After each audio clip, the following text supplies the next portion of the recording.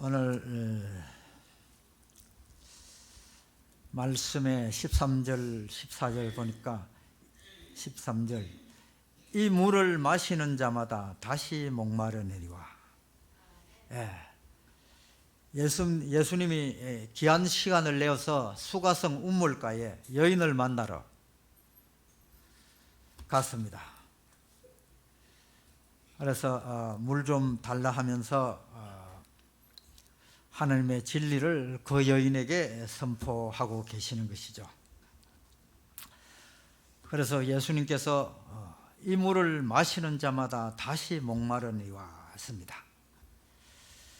이 물은 그냥 우리가 마시는 물, 또 비유로 말해서는 이 세상의 모든 우리를 채워주는 모든 것이라고 볼 수가 있죠. 세상 것이죠, 이것은. 그러나 하나님이 주는 물, 14절에 내가 주는 물을 마시는 자는 영원히 목마르지 않는다. 그래서 이 세상 것은 채워도 갈증은 계속 나게 된다는 것이죠.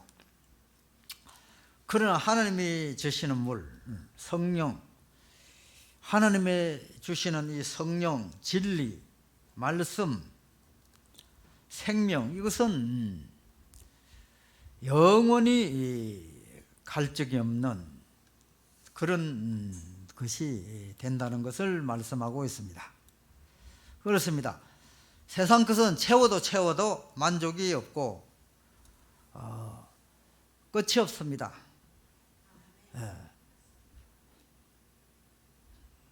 재물 문제도 10억만 있으면 만족하겠지, 또 10억 있으면 100억, 1000억, 끝이 없이 채워도 끝이 없다는 것이죠.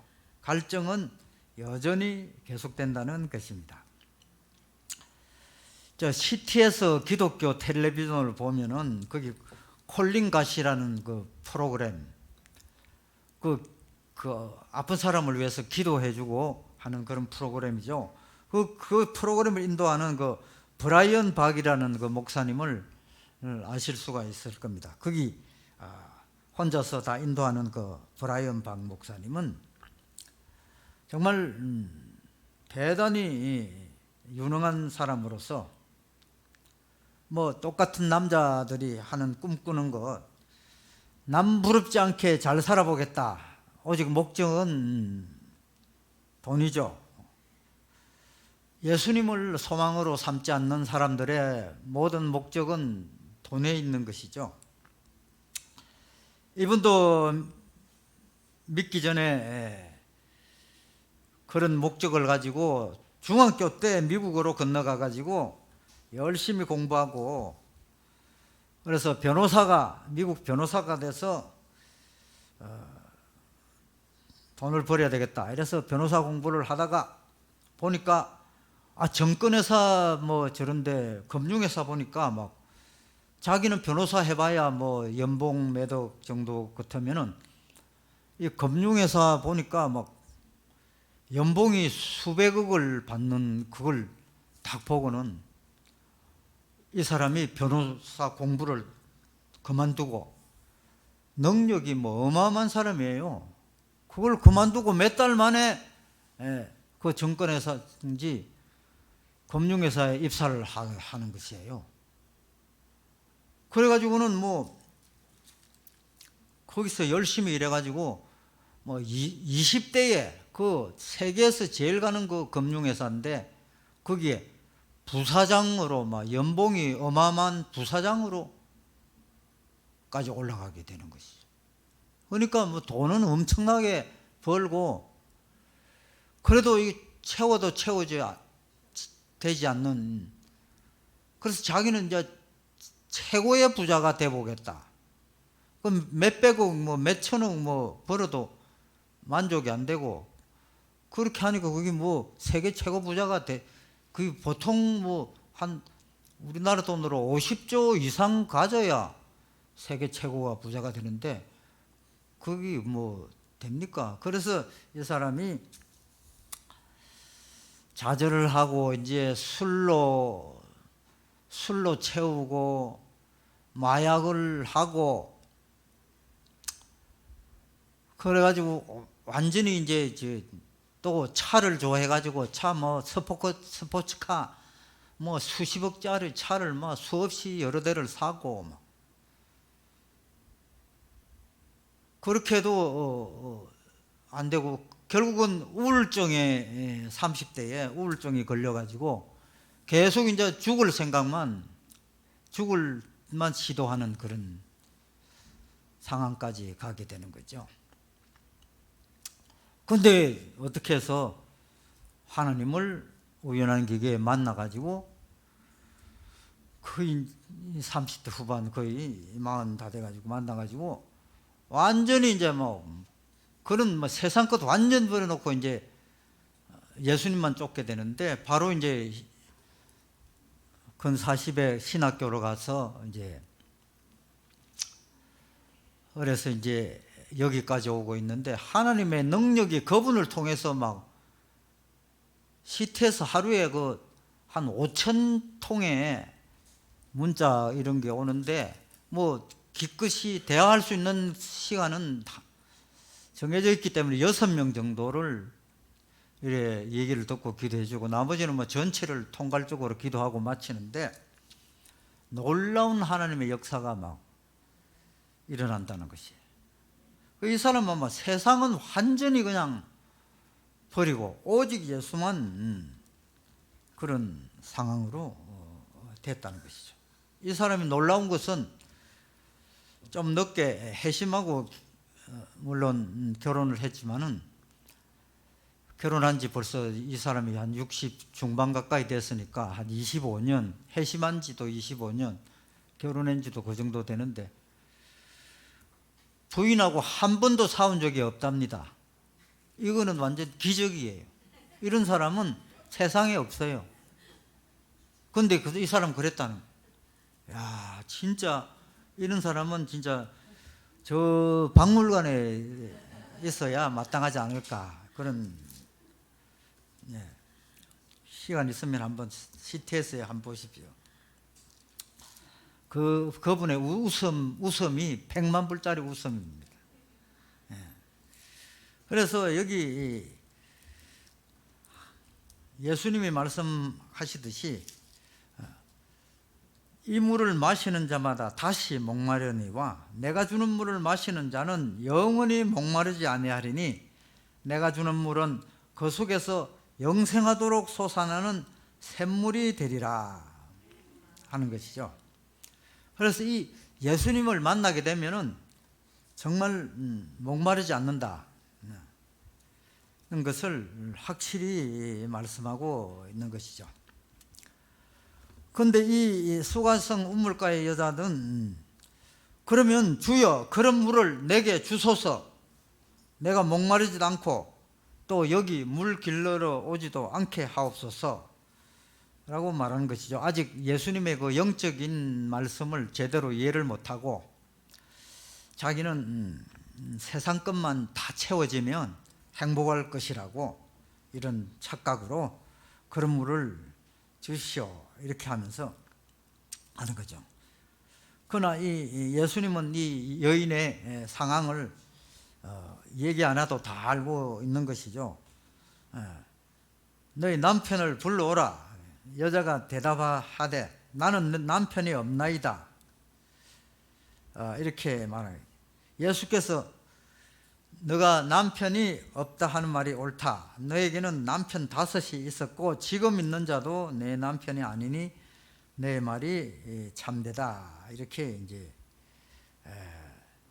말씀하고 있는 것이죠. 이 여인은 정말 세상 것 행복하게 살기 위해서 세상 것을 많이 채우기 위해서 이 시대는 뭐 여성이 뭐 직업을 가질 수가 있습니까? 뭐 할 수 있는 일이 뭐 농사 짓는 거 좀 거두는 거 정도 외에는 할 일이 없는 시대예요. 그래서 가부를 제일 불쌍하다고 하는데 그래서 오직 남편 잘 만나는 것이 행복의 목표죠. 그러나 이 남편 저 남편 이렇게 바꿔가면서 5명이나 해도 제대로 자기의 행복을 채워주는 그런 남편이 없었다는 것입니다. 그리고 지금도 누구하고 살고 있기는 한데 그것은 너의 남편이 아니다. 이러니까 이 본인도 지금은 없다 했는데 예수님은 지금 있는 자도 내 남편이 아니니 그 무슨 말입니까? 지금은 이제 뭐 끝까지 와서는 이제 남의 남편을 데리고 사는 거예요. 불륜을 지금 하고 있다는 것이에요. 그래도 이 채워지지 않는 결말에 이제 불륜을 저지르고 있다. 이렇게 지금인데 본인은 불륜이기 때문에 남편이 없습니다 이랬지만은 예수님은 다 알고 있죠. 그래도 채워지지 않는 이 여인의 상태를 지금 말씀하고 있다는 것이죠. 그렇습니다. 우리가 육신의 부부도 참 어지간하면 한 일부 종사 한 사람과 부부의 연을 맺고 끝까지 가는 것이 좋겠죠. 또 이 여인처럼 이렇게 저렇게 해봐도 정말 진정한 길은 어렵다. 그런 것이죠. 그런 이 의미도 있게 되는 것이죠. 정말 우리의 행복은 우리의 마음속에 있고 하나님에게만 있기 때문에 마음속의 행복을 우리는 남에게 나눠줄 그런 의무가 있다는 것입니다. 그렇습니다. 세상 것은 또 우리가 세상 것은 이것저것 아무리 채워도 만족이 없다. 그러나 하나님께서는 우리에게 한두 가지의 달란트를 주셨다는 것이죠. 똑같지 않고 그래서 그 한 가지 남편도 한 사람으로 끝장을 보듯이 이 달란트도 우리를 발견해서 그것으로 우리가 인생의 성부를 내야 된다는 뜻도 우리가 가지고 있다는 것이죠. 그렇습니다. 우리는 일찍이 재능을 발견하여서 그 재능대로 사는 것이 행복이요 성공이 되는 것이죠. 우리가 닭고기라면 하림닭이 제일 유명하죠. 하림닭. 이 회장님이 김홍수 장로인데요. 김홍수 장로님은 이 닭고기로 시작해가지고 지금 재벌 26위 닭고기로 해가지고 지금 해운 또 유통까지 해가지고 지금 재벌 26위까지 올라왔어요. 지금 저 남부 터미널 그 넓은 땅을 4,500억 주고 몇 년 전에 샀어요. 거기다가 엄청난 그 일을 또 하려고 하고 있어요. 본사는 이 익산, 이분이 저 익산에 거기서 이제 닭을 하고 하지만은 이분은 초등학교 10살 땐가 외할머니가 병아리 10마리를 줬어요. 외갓집에서 얻어온 병아리 10마리를 키우는데 너무 신나는 거예요. 이 키우는데 학교만 갔다 오면 그 병아리 먹일 그 사료 구하러 산 위로 들어오려고 그러니까 초등학교 때부터 잠잘 시간 없이 신이 나서 바빠서 설쳐가지고 이미 고등학교 졸업할 때 벌써 어마어마한 사업 미천을 장만할 정도로 그렇게 신나게 병아리 닭에 몰두해 갖고 어릴 때부터 그 대학도 가다가 말고 그냥 오직 이 길로 나중에 이제 박사까지 땄지만은 이분은 그 한 길을 어마어마한 지금 기업을 이루고 성공을 이루고 그 익산에 그 아주 그 아름다운 교회,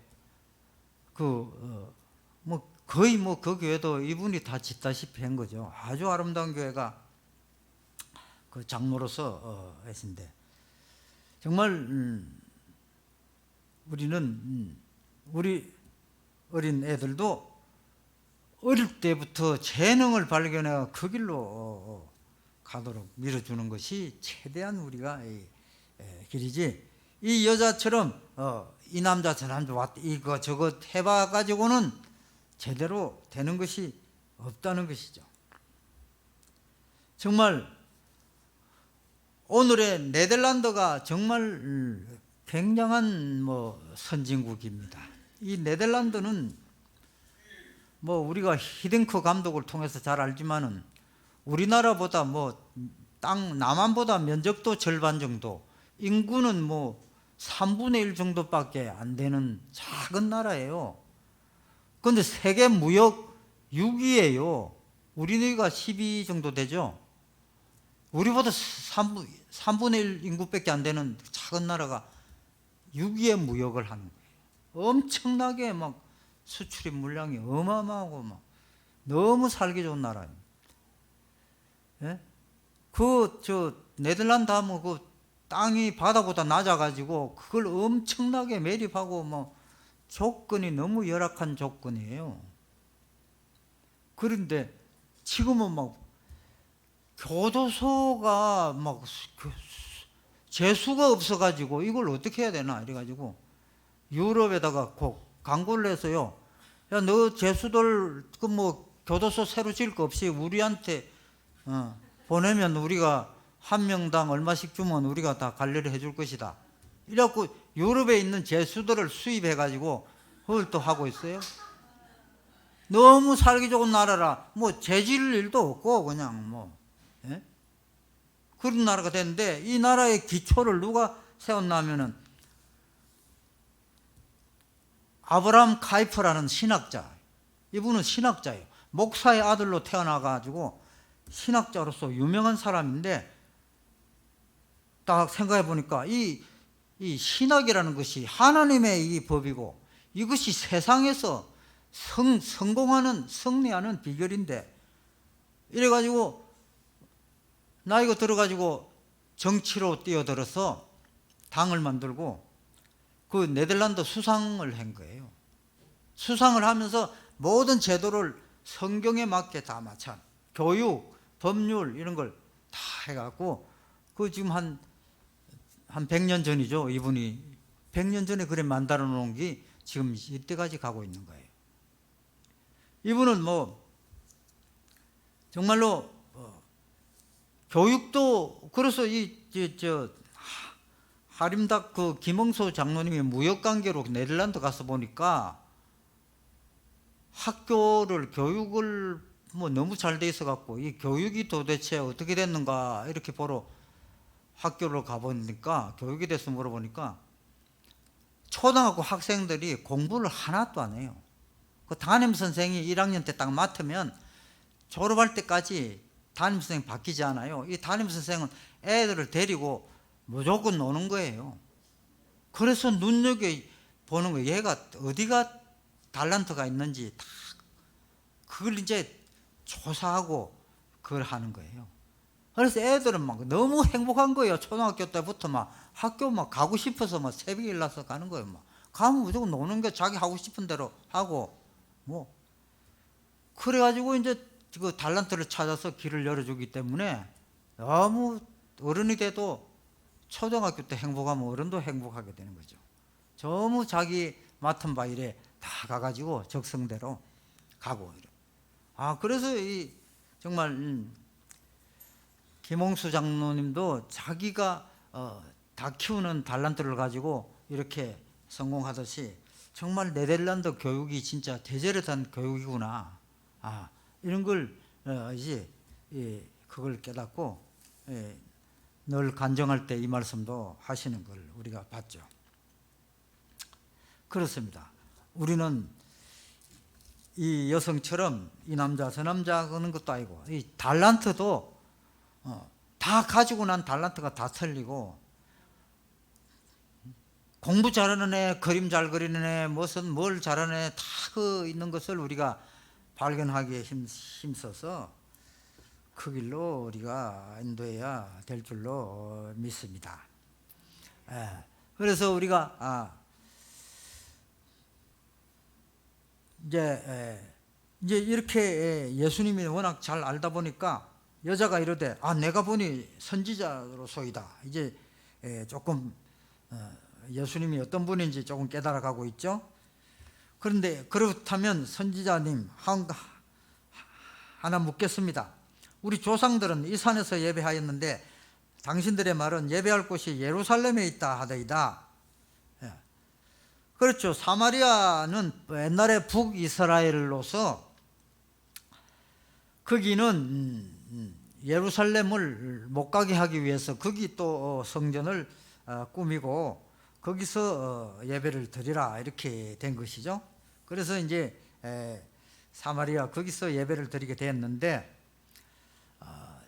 진짜로 예배 드리려면 예루살렘에 있는 성전에 가서 그 당시는 예배 드려야 마땅하죠. 그런데 이제 예수님이 이르시되 여자여 내 말을 믿으라. 이 산에서도 말고 예루살렘에서도 말고 너희가 아버지께 예배할 때가 이르리라. 이제는 예수님이 딱 오시고 나서는 이제 성전은 이제 지역 개념이 아니라 이제 우리 몸이 성전이고 그렇기 때문에 이제 장소를 가 아니라 이제 영과 진리로 예배하는 때가 온다. 이걸 말씀하고 있는 것이죠. 그래서 옛날에는 어디에서 예배 드리느냐 이것을 중요하게 여겼더라면 이제 지금은 무엇을 어떻게 예배 드리느냐 이것이 이제 중요하게 되어서 무엇을 영으로 예배를 드려야 된다는 것을 말씀하고 있는 것이죠. 그래서 육으로 이성으로 이런 생각으로 예배 드릴 게 아니라 오직 영으로 예수님과 유무성통하는 그런 영의 예배를 드려야 되고 또 진리의 말씀으로 예배를 드리는 것이 마땅하다 하는 것을 이제 말씀하고 있는 것이죠. 그래서 이제 25절에도 보면 여자가 이르되 메시아 곧 그리스도라 하는 이가 오실 줄을 내가 아노니 그가 오시면 모든 것을 우리에게 알려주시리다. 그런데 메시아가 바로 눈앞에 와 있는데 그걸 아직 그냥 선지자 중에 한 사람으로 알고 있죠. 그 예수께서 26절에 내게 말하는 내가 그리스도라 이렇게 이제 예수님이 밝혀주시는 것이죠. 그래서 이 여자가 깨닫고 물동이를 버려두고 동네에 들어가서 사람에게 이르되 내가 행한 모든 일을 내게 말한 사람에 와서 보라 이는 그리스도가 아니냐. 그래서 동네 사람들이 예수께로 나오는 것을 우리가 볼 수가 있다는 것이죠. 그렇습니다. 우리는 진리로 예배를 드려야 됩니다. 진리는 예배를 우리가 교회에서 모여서 이렇게 예배를 드림으로 해서 우리 진리를 깨달아야 됩니다. 진리를 깨닫고 진리를 깨닫는 데서 멈추지 말고 이 진리를 신학자 아브라함 카이퍼가 했듯이 이 내 삶에 적용을 시켜야 됩니다. 그런데 그 부분이 우리가 너무 안타깝죠. 우리는 교회만 열심히 다니고 그 교회에서 기도하고 그냥 헌금하고 이걸 우리가 중점적으로 여태까지 우리가 배워오다 보니까 신앙이 교회 안에서 머무는 신앙이 되고 밖으로 나가면은 세상 사람하고 하고 다르지 않는 이런 신앙생활이었던 것이죠. 그런데 아브라함 카이퍼가 자기가 그것을 깨닫고 담대히 목사직을 사임하고 정치로 가서 수상이 돼서 온 그 모든 제도와 법칙에 하나님의 법칙을 투영시켜서 이렇게 나라 잘 사는 나라, 행복한 나라로 만들었듯이 우리도 자기가 있는 그 자리, 가정이면 가정, 직장이면 직장, 이런 데서 나는 그리스도인이라 당당히 밝히고 그 정체성을 가지고 그런 하나님의 능력에 힘입어 나가지 않는다면 우리는 더 이상 소망이 없다는 것이죠. 우리는 그것을 가지고 진리로 예배를 드려야 된다. 그것은 성령이 동행하는 그런 예배다는 것을 우리가 여기서 가르치고 있는 것이죠. 그래서 우리가 이렇게 이제 정말 교회만 갇힌 그런 신앙생활이 아니라 이제 담대히 우리의 진리를 갖다가 다른 사람에게 얘기도 할 수 있고 주장할 수 있고 그러한 것을 우리가 실행함으로 인해서 정말 기독교가 이대로 그냥 세상에 지탄을 받는 교회가 아니라 정말 교회하면 정말 사람들이 하나님 하면 부들부들 떨 정도로 그런 우리가 담대한 하나님의 능력이 세상으로 나타나야 될 줄로 믿습니다. 기도하겠습니다. 하나님 아버지 감사합니다. 하나님 주님께서 이 귀한 진리를 우리에게 주셨고 또 성령으로 우리와 함께 하신다고 하셨는데 우리는 정말 아버지 하나님 그 틀 속에 갇힌 그러한 믿음으로 세상에서 아버지 빛과 소금의 역할이 하지 못하고 빛을 발하지 못하고 이렇게 오늘날에 이르렀습니다. 정말 우리는 이제라도 우리의 받은 진리, 말씀을 우리 삶에 적용하며 주장하며 담대하게 아버지 선포할 수 있도록 우리에게 용기를 부어 주시옵소서. 예수 그리스도 이름으로 기도드립니다. 아멘.